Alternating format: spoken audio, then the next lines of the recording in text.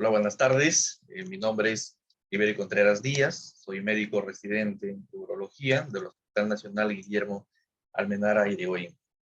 Gracias al Hospital de Cutervo, ¿no?, por la invitación de la exposición del tema de los factores de riesgo y diagnóstico de cáncer de próstata. En esta oportunidad, bueno, vamos a iniciar con una pequeña introducción. Primero debemos entender que el cáncer de próstata es una enfermedad muy prevalente actualmente, es una de las enfermedades más frecuentes de los varones, ¿no?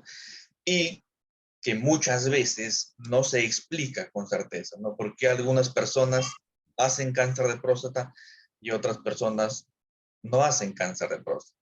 Sin embargo, se ha identificado, ¿no?, diversos factores de riesgo. Es decir, que todo aquel factor que aumenta el riesgo de cáncer de próstata se considerará como factor de riesgo, y todo aquel factor que disminuye el riesgo se considerará como factor protector. Hay factores en los cuales son factores que se pueden evitar, pero sin embargo hay otros factores que no se pueden evitar, por lo tanto se pueden dividir en dos grupos, ¿no?, como factores modificables y factores no modificables.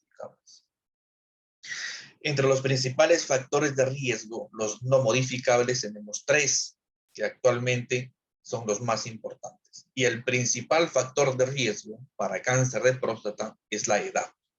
Es decir, que las personas adultos mayores están más propensos a desarrollar esta patología. Se habla que hasta el 80% de los pacientes a los 80 años desarrollan cáncer de próstata.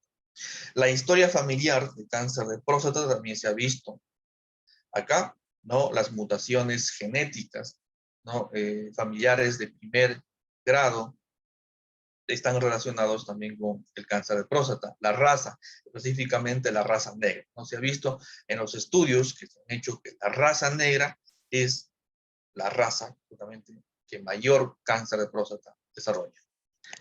Hay factores modificables, como vemos acá, la obesidad. La obesidad es un factor modificable que se ha relacionado también con cáncer de próstata, ya que esta, al haber aumento de la grasa, genera un estado inflamatorio crónico. Por lo tanto, estos estados inflamatorios crónicos pueden desencadenar alteraciones en los ADN celulares y haber proliferación celular maligna.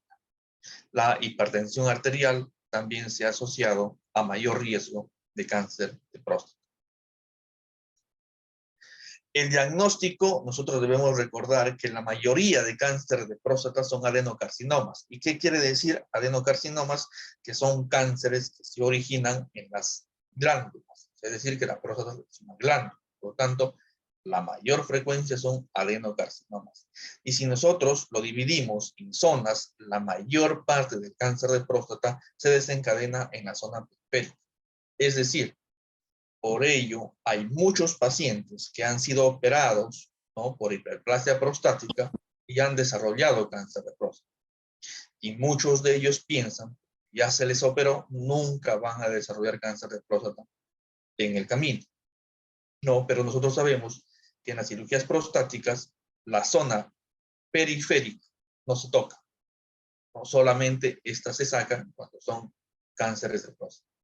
La otra característica es que el cáncer de próstata es multifocal, es decir, que va a afectar a distintos puntos de la próstata, no solamente un punto o una parte, sino a distintas partes. Como vemos acá en la gráfica, la mayor parte de los cánceres de próstata se origina en la zona amarilla, que es la zona periférica. Y el diagnóstico viene dado por tres cosas. El primero, que es el tacto rectal. El segundo, que son los marcadores, específicamente el PSA. Y finalmente, la biopsia. La biopsia, que puede ser de dos tipos, ¿no? La biopsia transrectal, que actualmente ya casi está en desuso y está entrando en onda, que es la biopsia transperineal. Finalmente, los estudios de extensión, o también llamados estudios de estadiaje, se realizan a través de tomografías computarizadas con contraste, tanto de tórax como de abdomen y y de pelvis.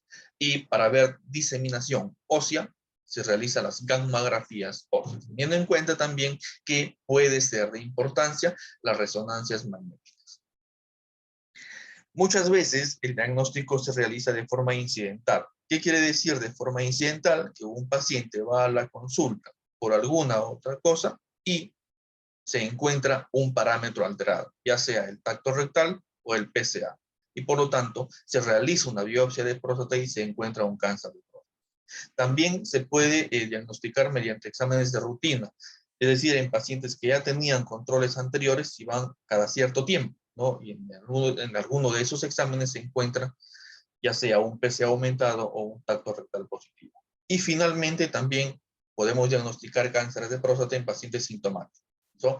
Nosotros debemos recordar que los síntomas tanto de próstatas, de cánceres de próstatas como de hiperplasias prostáticas muchas veces pueden ser similares y no hay diferencia.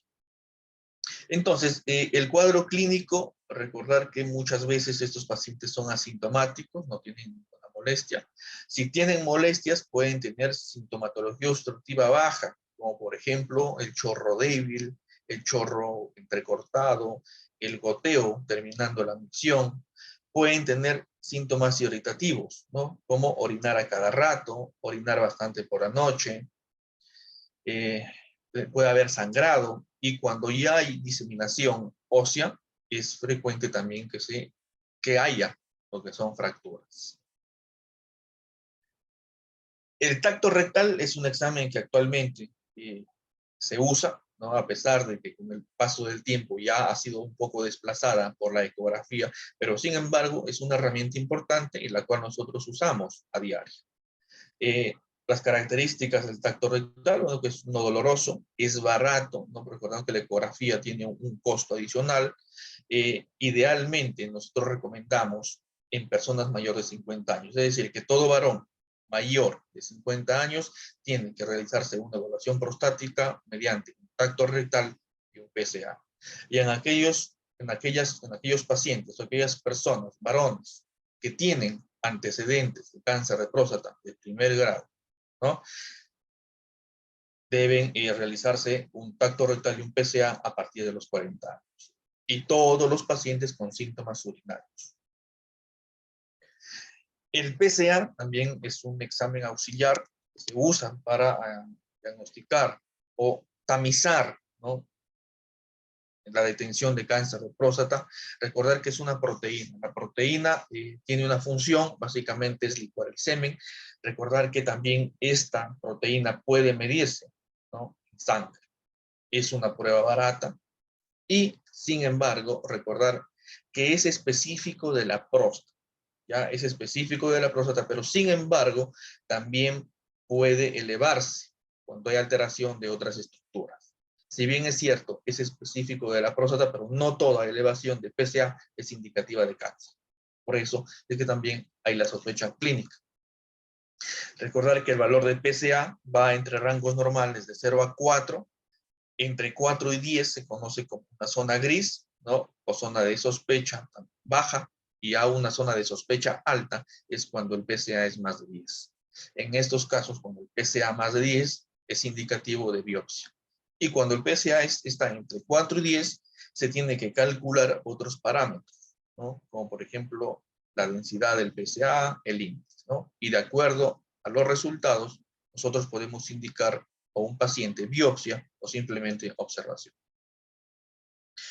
Sin embargo, como vemos acá, el PSA también se eleva en otras patologías, ¿no?, como por ejemplo una infección urinaria, puede elevarse una infección prostática, puede elevarse posterior a un procedimiento urológico, como por ejemplo una cistoscopía, colocación de una sonda, puede elevarse en próstatas muy voluminosas, ¿no?, próstatas muy grandes que también pueden dar un PSA elevado.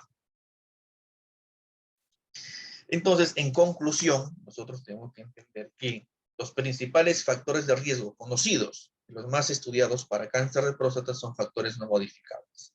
Edad, ¿no?, la raza negra, que son los principales factores de riesgo. Es importante el diagnóstico temprano para lograr el control de la enfermedad Y nosotros también recomendamos, todo paciente mayor de 50 años debe hacerse una evaluación urológica mediante un PSA, tacto rectal y una ecografía prostática. Eso es todo. Muchas gracias.